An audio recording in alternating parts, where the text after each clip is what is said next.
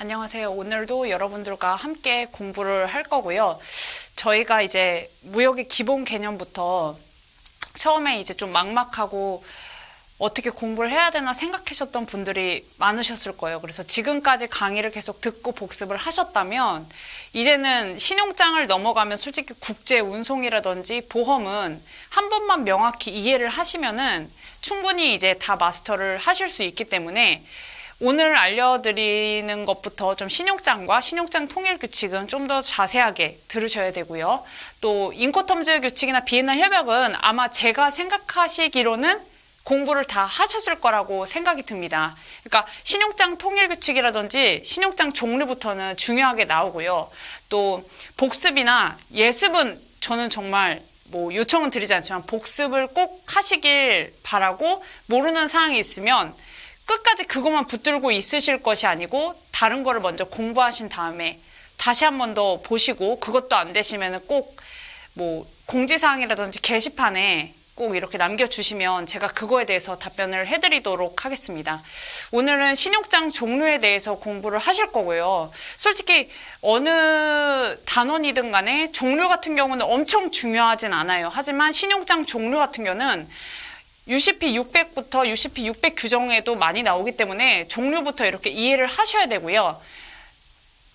저희가 이제 신용장 종류를 하기 전에 기본 원칙, 독립성, 추상성 이런 걸 배웠어요. 그거를 또 기반으로 하시고 보시면 조금 더 이해가 가시기 쉬울 거예요. 그러면 신용장 종류, 일반 신용장과 특수 신용장을 보시게 될 거예요.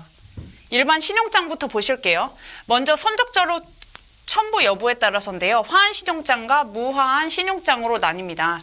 여러분들 추심에서도 똑같이 나오죠. 무화한 추심과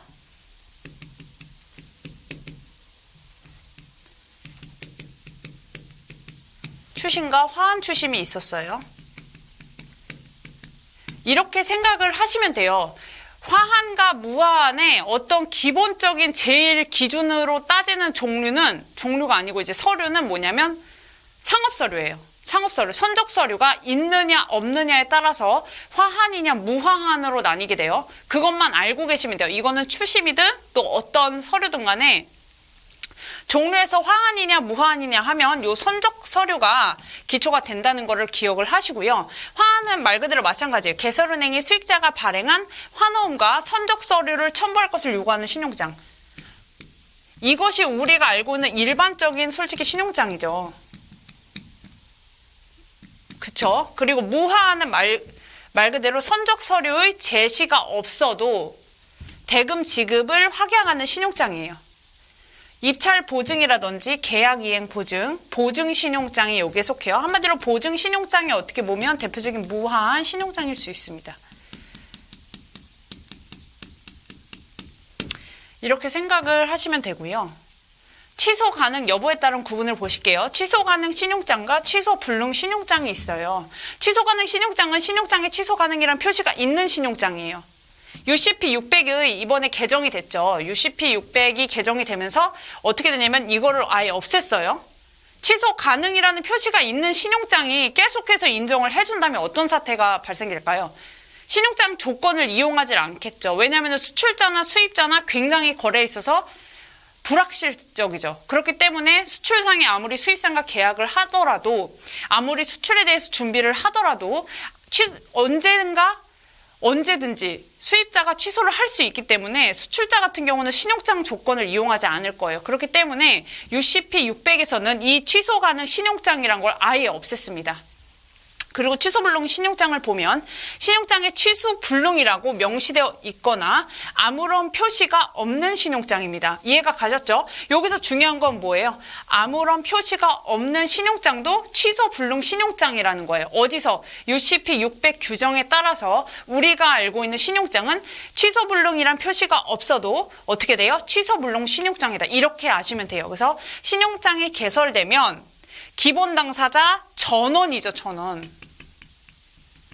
합의하지 않는 한 조건 변경이나 취소가 불가능한 신용장이라는 뜻이에요.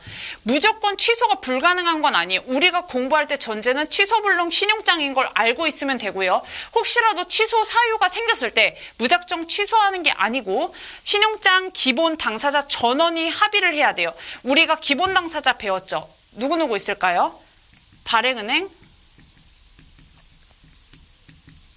수익자, 여기에 있는 경우 확인은행이에요. 이 세 명이 바로 기본 당사자예요. 이해 가셨죠?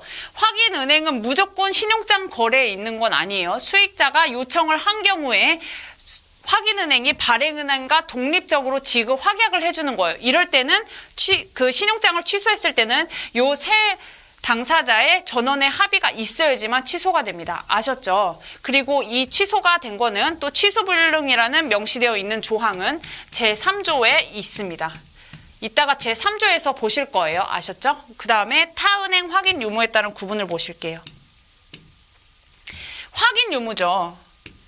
확인 유무라고 했을 때 확인 신용장과 분명히 미확인 신용장이 있을 거예요. 그렇죠? 확인 신용장이란 개설은행 이외의 제3의 은행이 수익자가 발행한 환화음의 지급, 인수, 매입을 확약하고 있는 신용장입니다. 우리가 알고 있는 신용장은 일반 신용장이에요. 한마디로 미확인 신용장이겠죠. 확인 신용장이 왜 발행이 되는지 혹시 아세요? 제가 관세사 준비를 할 때 어떻게 되면 이 종류의 신용장들이 좀 세세하게 배웁니다. 근데 확인 신용장 같은 경우에는 예를 들어서 신용장 발행은행이 있을 때 그 발행은행 나라 자체가 신용 자체가 좀 위험한 거예요. 그러거나 발행은행의 신용도가 낮을 때 그때 수출자 같은 경우는 지급 확약을 조건으로 해서 신용장 거래를 하는 거죠. 근데 발행은행 자체가 신용이 안 좋으면 믿을 수가 없겠죠. 그러면 요청에 의해서 제3의 은행 즉 확인은행에게 요청을 합니다. 그럼 확인은행 같은 경우에는 수익자의 요청에 따라서 확인을 해주는 게 아니에요. 발행은행의 수건 또는 확인 요청에 따라서 확인을 하게 되고 그러면은 그거에 대한 지급 확약은 발행은행과 독립적입니다. 제가 자꾸 아까부터 발행은행과 독립적이라고 한 건 이거를 시험 문제에 내기 때문이에요. 아셨죠? 그렇기 때문에 확인신용장은 개설은행의 이외 제3의 은행이 지급 보증을 해주는 거고 여기서 보시면 잘 아셔야 될 게 있는 게 이제 그 제2조 보시면은 아시겠지만 확인은행과 발행은행이 있어요. UCP 600에서는 8조의 확인은행의 의무에 대해서 규정을 하고 있고요. 발행은행은 7조에 대해서 규정을 하고 있습니다. 확인은행에서 어떠한 경우에 결제를 한다라고 했을 때 UCP 600에서 중요한 단어는 안어라는 뜻이 있어요. 이게 어떻게 보면 지급, 인수, 연지급 이거를 다 포함하고 있는데요. 안어는 발행은행에서만 하는 거고요. 확인은행 같은 경우에는 안어 플러스 내고를 합니다. 한마디로 얘기하면 이 매입이 들어가 있으면 발행은행이 아니에요. 발행은행은 최종적인 지급 확약을 하는 은행이기 때문에 매입이라는 단어 자체를 쓰지 않습니다. 오로지 안어만 쓰고요. 확인은행은 어떻게 보면은 매입까지 할 수 있습니다. 그래서 안어 플러스 내고 매입까지 있으면 확인은행이고 발행은행 같은 경우에는 매입이 없다라는 것을 반드시 기억을 해주시고요. 이거는 UCP 600 규정 가서 제가 한 번 더 말씀을 드리도록 하겠습니다. 그래서 확인은행의 확인은 발행은행과는 별개 독립된 것입니다. 아셨죠? 그래서 예시문으로는 we hereby add. add가 있어요, 일단. add란 단어가 있는 것 자체가 확인은행에서 사용되는 단어입니다. 아셨죠? 그래서 we hereby add our confirmation to this credit 해서 이 신용장에서 우리는 확인을 추가합니다. 이런 뜻이에요. 그래서 이런 문구가 나왔을 땐 확인은행에서 사용됐다라는 것을 기억을 하고 계시면 됩니다. 미확인 신용장 보실게요. 개설은행 이외에 제3의 은행의 확약이 없는 신용장입니다. 그러면 이런 확인의 표시가 없으면 우리가 하는 일반 신용장이